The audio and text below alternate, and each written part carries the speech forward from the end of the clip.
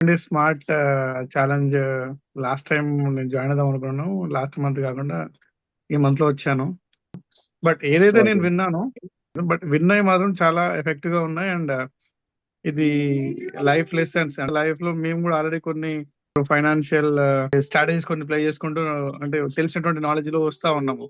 అంటే కొన్ని financial books చదువుకుంటూ దాని త్రూ కొన్ని ఇంప్లిమెంట్ చేసుకుంటూ సాధించాము. కానీ ఇది ఒక బెస్ట్ ట్రాక్ అనిపిస్తుంది. అంటే ఇది మాకనే కాదు, మాకు నెక్స్ట్ వాళ్ళకి కూడా ఇది ఒక, అంటే ఈ తరం, అంటే మా తరం కనుక బెస్ట్ ప్లాట్ఫామ్ వేయగలిగితే ఈ 20 years కష్టపడి డిసిప్లిన్ గా నెక్స్ట్ నెక్స్ట్ పిల్లలకి కూడా ఇది ఒక, అంటే పని చేస్తూ సంపాదించడం వేరు, డబ్బును మేనేజ్ చేస్తూ సంపాదించడం వేరు అని అనిపిస్తుంది. అనిపిస్తుంది కాదు, జరుగుతుంది ఆల్రెడీ. ఇది అంటే వన్స్ ఒకసారి మనీ కూడబెట్టడం కనుక జరిగితే బెస్ట్ గా దాన్ని మనం మేనేజ్ చేసేటువంటి వాళ్ళకి మనం, అంటే every one service charges compulsory, okay. కానీ నాకైతే అనిపించింది, నా యొక్క పర్సనల్, నేను నా యొక్క రివ్యూ చెప్తున్నాను. నేను ఇంతకుముందు నేను ఫైనాన్షియల్ బుక్స్ చదువుతూ నా నాలెడ్జ్ గెయిన్ చేసుకునేవాడిని.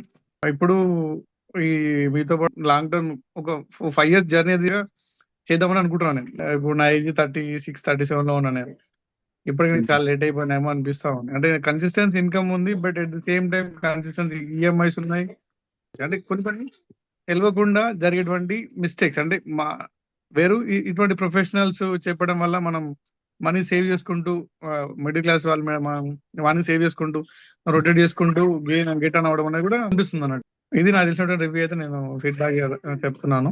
Thank you for your valuable time and everything.